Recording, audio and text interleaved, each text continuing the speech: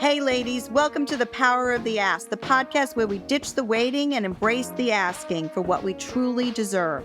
Welcome to The Power of the Ask. Welcome to The Power of the Ask. This is the podcast that helps you get what you want financially and personally. Welcome, Precious Williams, my co-host for The Power of the Ask. And as you all know, every episode is going to be focused on a powerful woman who overcame the odds. So we only bring you the dopest, the most amazing women to share their stories and how the power of the ask really transformed their life. And before our guest comes on, let me give you a little background on this queen. Let me just give you a little background. So throughout a distinctive career, earning her executive management positions at some of the world's largest financial services institutions, Clara Sierra has always stood apart for her extraordinary professional relationships, her remarkable passion for sales and marketing, her unique personal background, and most of all, for her unrelenting desire to achieve the best possible results for her employees, employers, and clients. As Senior Director, Business Development for Moody's Analytics, Ms. Sierra leads the firm's C-suite, y'all heard that, C-suite, client conversations, a proven leader in strategic plans, sales and marketing. Ms. Sierra builds upon existing client relationships to expand Moody's Analytics brand and sales efforts within financial services. Did y'all hear those names? Moody, did y'all hear that? Did y'all hear that? And so, Queen, Miss Clara Sierra, please tell us more about yourself. Thank you so much, Precious. I love that introduction. It's a pleasure to be with you and Lisa today. I am Clara Sierra. I'm a working mom. I am Dominican American. My parents came to this country to give their 4 kids a better life. And you will tell very quickly in this conversation, I am a middle child. There have been some dark parts in this career, but there have also been some amazing, spectacular parts of this career. And I'm so happy to talk with both of you today. Thank you for putting this podcast together. I'm thrilled to be one of your guests. Thank you so much, Clara, and we're so excited to have you. Talk to us about the impact of how building relationships and extending your network has actually elevated you and helped you elevate others, actually, who are surrounding you. Lisa, a brilliant question. When I started in financial services on Wall Street, first of all, let me take a step back. Again, immigrant parents, born and raised in Newark, New Jersey. They came to this country to give their children a better life. English was not my first language. I do have a Jersey accent. You can tell that I do have a Jersey accent. Born and raised in New Jersey. Went to college. Had no idea what I wanted to do. And by the luck of the draw, went to work for a company on Wall Street in customer service. In my 20s, as a good daughter, very strict parents, middle child, I didn't want any drama. I wanted to work very, very hard and earn a paycheck to help my family. But I quickly learned that keeping my nose to the grindstone, minding my P's and Q's, was not going to get me to the levels that I dreamed about. Success is not an individual sport. Let me say that one more time. You can be very successful carrying all of that all by yourself, but success is not an individual sport. So to your question, Lisa, it was incredibly, once I lifted up my head from my desk and looked around as folks, mostly men, were networking, water cooler conversation, branding themselves, I realized that working hard was just one part of it. Working hard was just one very important part of it. You needed mentors, mentees, sponsors. You needed a community of allies and cheerleaders. And most importantly, you needed good people around you to go, hey, you may think you're great, but you're not. You're going down the wrong path. Hey, you're talking too much.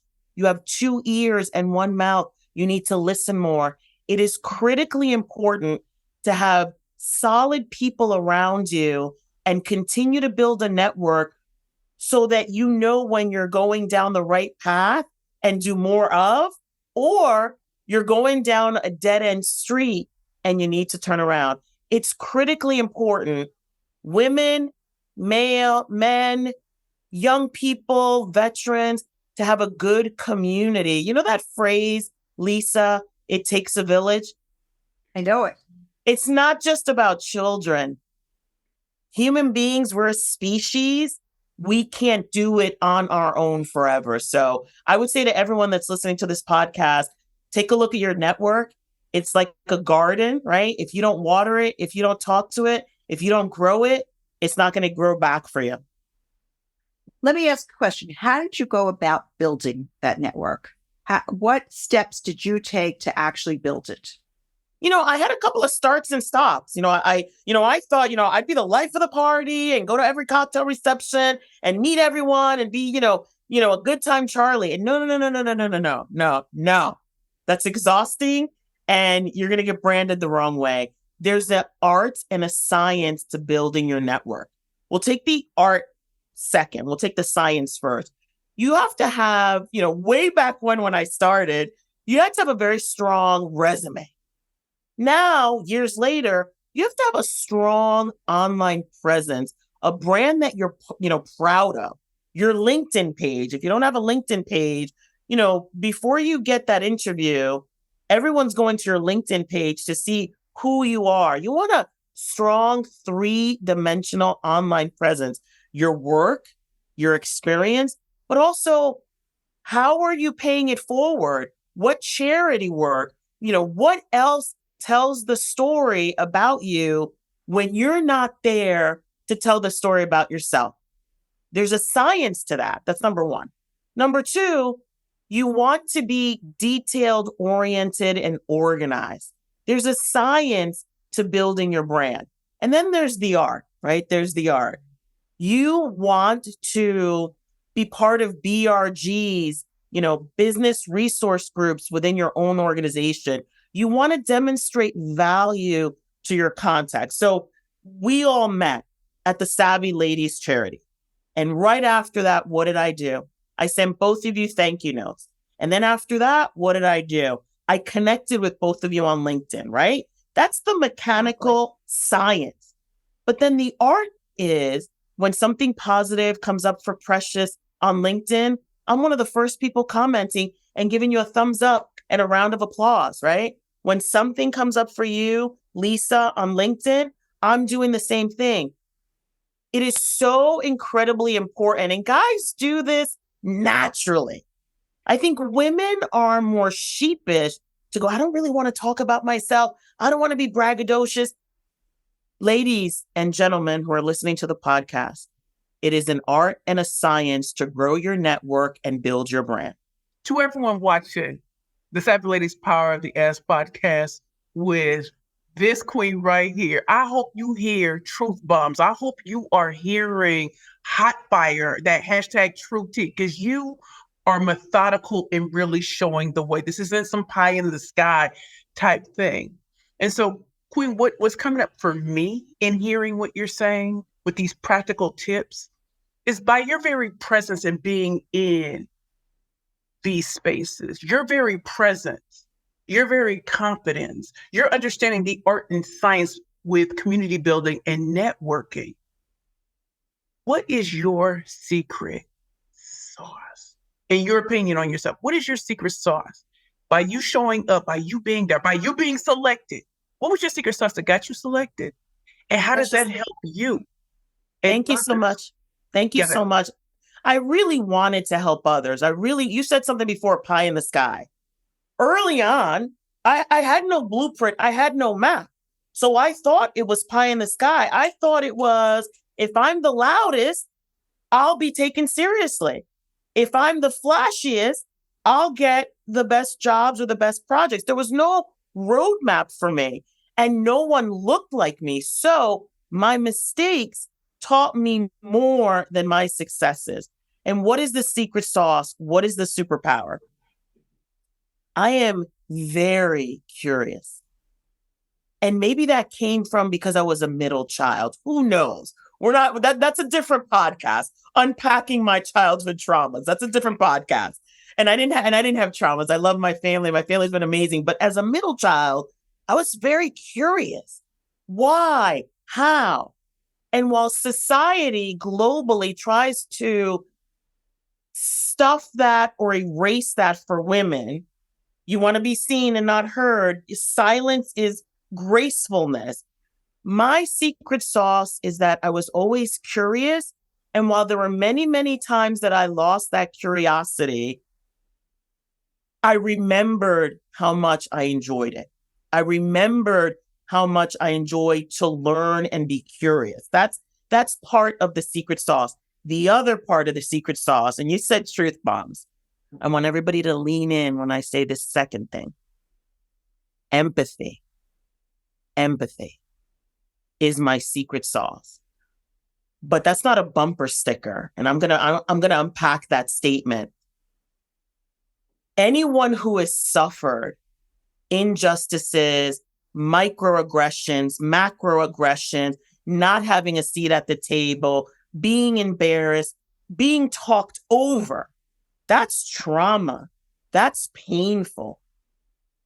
But you learn from that, right? And you don't throw in the towel. And the byproduct of that is empathy. So I am my secret sauce, my superpower is being curious and being empathetic. If I've walked through this career that I'm very proud of, and all of the flames and all of the broken glass and all of the tears, right? In the bathroom, at work, not in front of anyone. If I've been able to survive that, then it is my responsibility to lift while I climb, clear a path for every man and woman who are coming up behind me so that they suffer less. That's my secret sauce. That's my secret sauce. I'm curious and I'm empathetic. So, Clara, you talked about a few things. You talked about lifting while you climb. You talked about charity work and how it is part of someone's makeup, essentially. And I think that's so important because I think the charities and the help that you give to other people and this empathetic approach to life is so important because it also shows who you are as a person and how people can connect with you. How do you connect in the financial industry? And you're definitely knee deep in this financial industry. How do you connect with other women of diverse backgrounds? You have you're Dominican American. You are a woman who has really made an impact. How do you move up women in other communities to give them actually the push forward? Yeah, thank you for asking that question because it is so important. All boats rise. You know, when the tide is coming in and you have 20 boats, right? It's not just one boat that's rising. All boats are rising, right? I'm a cheerleader as Precious and Lisa, you are. I'm a cheerleader of success. You know, I want the queens to win. Now, I will say, I don't want this to be vaporware. When I started out, I thought I had to be, at first I thought I had to assimilate, be quiet and blend in. Precious, do you think I can blend in? No, not at all. And I love it. And when that wasn't working, I thought I had to be a maverick. And then when that wasn't working, I found my voice, I built my community, and then I found great joy watching other women be successful as well. So, Lisa, you asked the question, how do I do it? I make space. And I am the one, if I go into a meeting and it's all men, I go, I'm sorry. Did someone not get a memo or did someone not send out the memo? Like I call it out. And I also am very inviting to other women in other areas of the financial services industry to come watch me do what I do and make it a safe space for them in the hopes that they invite me to go watch what they do, right? I also, very tactically speaking, in my role of business development, of relationship management, of sales, I bring together competitors. There's no shame in that game. There's no shame in that. I want all of us to get better. I am not a hoarder of success. I may be a hoarder of books, but I am not a hoarder of success. What good is that going to do me? I'm not learning from my own, preaching. I'm learning from listening to you, Lisa, and from listening to you, Precious, right? So how am I doing it? I do it every single day. If I hear a great sales idea, I'm sending that out to a bunch of industry colleagues. If an industry colleague sent me a great news item on their success, I'm sending that out to a bunch of people. I am the epitome of hype because I learned that being silent wasn't fun and wasn't getting me to the level of success that I dreamed of for myself. And I'm going to say that one more time. We're all in college, we go to grad school, and we're dreaming about success. We're dreaming about our dream life, right? And it's natural to think that we have to crawl and, just grab and scrape and get beat up all by ourselves. But I'm telling you that Felix and Clara's daughter, the middle child born in Newark, New Jersey, was not going to get to this level of her career all by herself, even though she thought she would.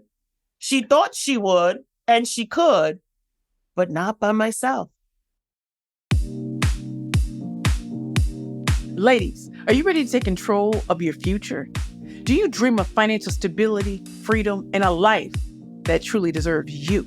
For over 20 years, Savvy Ladies has empowered women from all walks of life to make smart financial choices, achieve our goals, and build a brighter future. We built Savvy Ladies as a community of women supporting women. We offer free financial educational programs, a trusted helpline, and guidance and advice from America's top financial professionals. You can access the financial helpline at savvyladies.org or where you get your apps under Savvy Ladies. Savvy Ladies equips you with the knowledge, confidence, and support you need to thrive. So don't wait. Join Savvy Ladies today and start building your financial confidence and well-being now.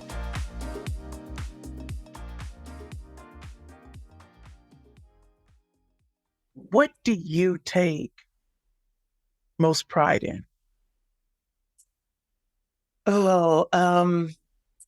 The first natural answer that comes right to my heart and out my mouth is my family. My ancestors, my mom and dad as young people, to want to give their kids a better life. I'm so proud of my children. I'm so proud of all of the women that have moved me forward, because it's not just me, right? I stand on the shoulders of greatness, and the women and the men who had grace to go, she belongs.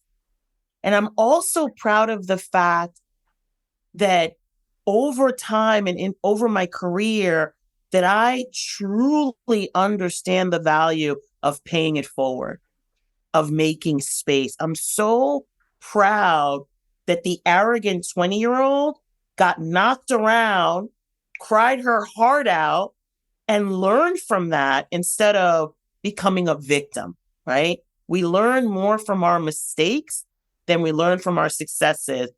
But life is hard. And it's so easy to go, the world is against me, and the man is against me, and no other woman wants me to succeed. But I learned to mature through that and be here with you guys today to share my story. Very proud of that. Very proud of that. They're great. And you have so much to be proud of, Clara. You really do. So, okay, I know that Monday is a tough day for me every Monday. So I'm going to ask you on Monday, what motivates you on Mondays to get up and start that week each week? Woo. What a great question. And I applaud you guys for thinking of that question. I don't want to be funny. But it's going to sound funny. Bills have to be paid. Food has to be put on the table. Lights have to be turned on. So I think the first motivator is the work's got to get done. What was Elvis's statement? Taking care of business gets me out of bed. That's number one. Number two, I'm very spiritual and I'm very grateful. And there's another statement, not that I walk around with all these statements and all these bumper stickers, but I do live them. To whom much is given, much is expected. Right? And the other thing that motivates me is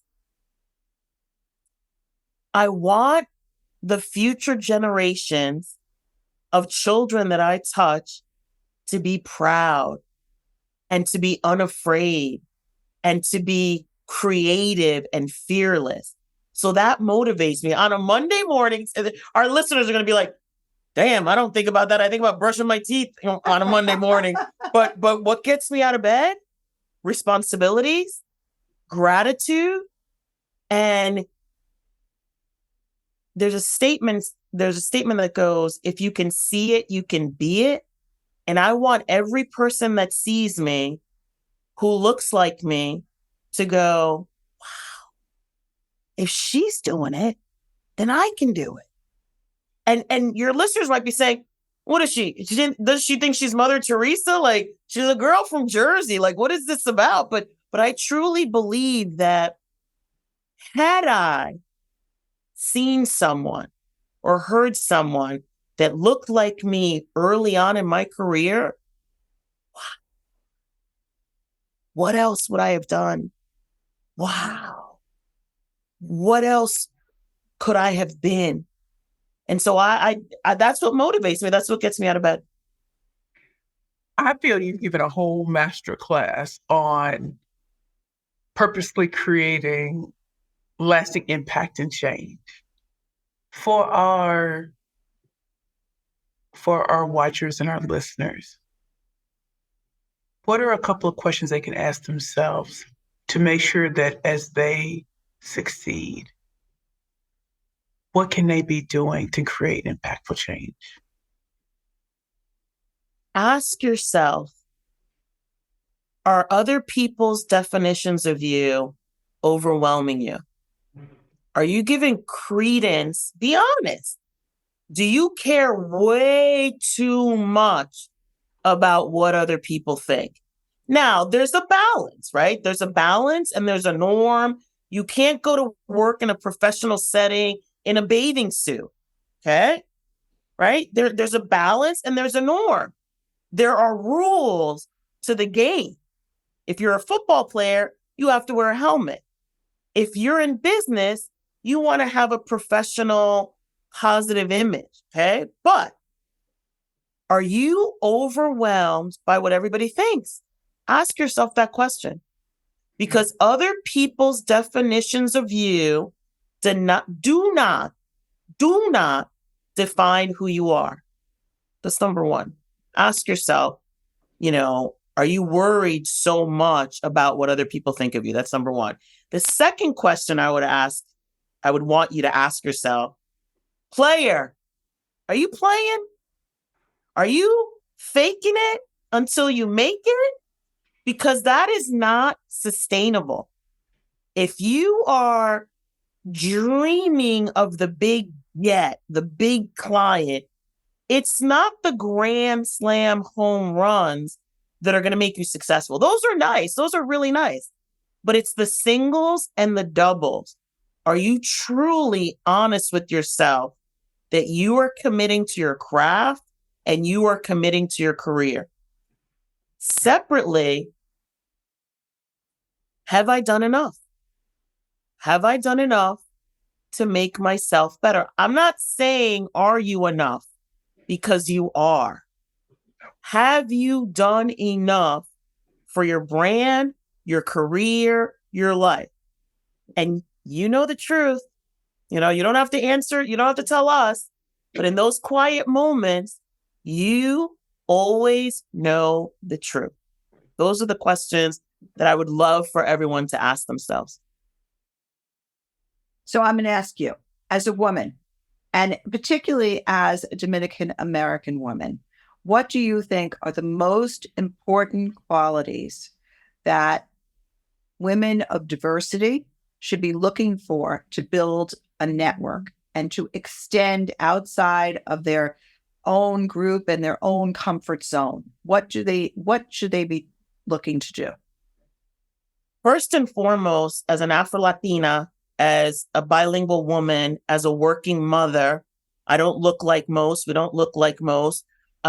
Stop handicapping yourself. I had a mentor say to me, Clara, he was of Hawaiian descent, a beautiful Hawaiian man with olive skin color, beautiful man. And he said to me, Clara, we're different. We're memorable. Use that to your advantage. It's not an egotistical, braggadocious thing, but there's no shame in diversity. Use it.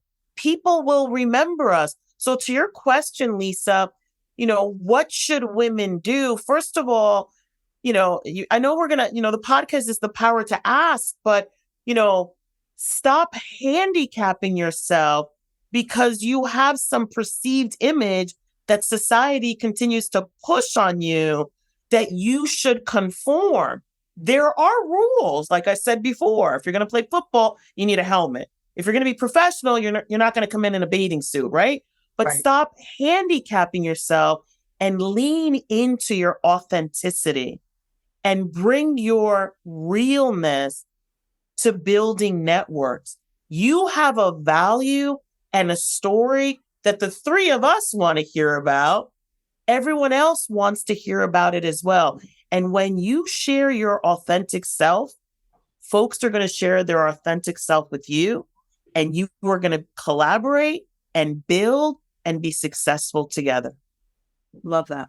I think being your authentic self is what it's really all about. And I think that, I try to bring that all the time to the table. I can't be someone else. And frankly, I'm too Right. old to do that. Right. And I've had other discussions with folks, when I say be your authentic self, people want to riff and go off into like crazy land. And I have to come back and go, hold on a minute. If you're going to be a doctor, you have to have a medical license. I'm not, like there are norms that we have to follow. And if you want to be successful, you got to know the work. There are humans out there that ask for things that they have not earned because they don't have the medical license, right? There are people out there. But that's not the long game because time will catch up to those people, right? You have to do the work. You have to do the work on your craft and on yourself.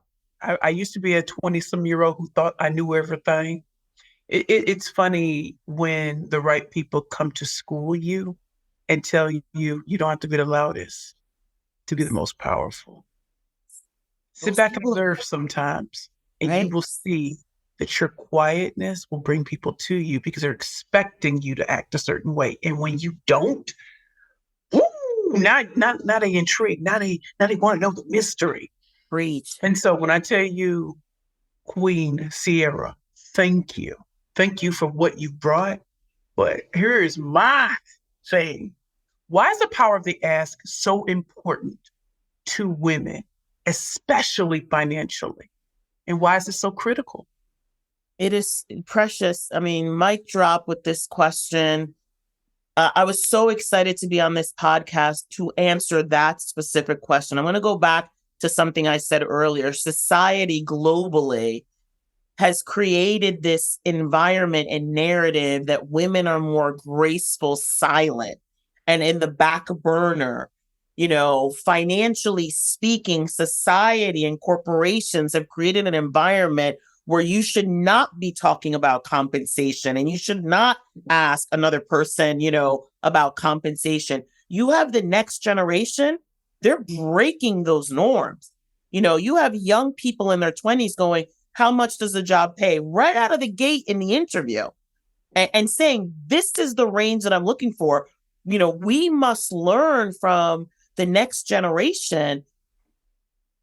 We will not and should never suffer in silence across the spectrum of our lives.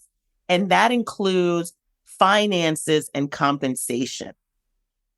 We must speak up because the society that we've grown up in, the norms that we've grown up in have confused our circuit breakers. that I should never ask. I was in an interview one time. Interview was going phenomenal. And we were talking about charity work and we were talking about all the things that I love.